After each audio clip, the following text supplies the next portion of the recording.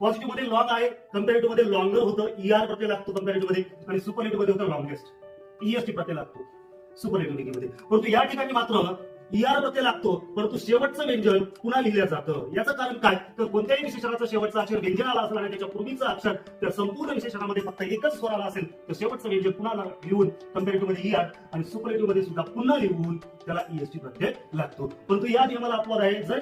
जर विशेषणाची शेवटचे अक्षर डब्ल्यू एक्स वाय आणि झेड यांच्यापैकी आले असेल तर ते पुन्हा लिहिले जाणार नाहीत. पुढचं आहे लेझी. कंपॅरेटिव्ह मध्ये होतं लेझियम, परंतु वायचं आला असेल तर त्या वायचं आय होतं आणि ईआर प्रत्यय लागतो. सुपरलेटिव्ह मध्ये सुद्धा वायचं आय होऊन ईएसटी प्रत्यय लागतो.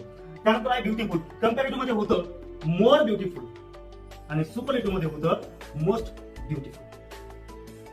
असं का होतं मित्रांनो, कारण मूळ विशेषणामध्ये स्वरांची संख्या 2 पेक्षा 3 पेक्षा जास्त आली असेल, 3 किंवा 3 पेक्षा 1 2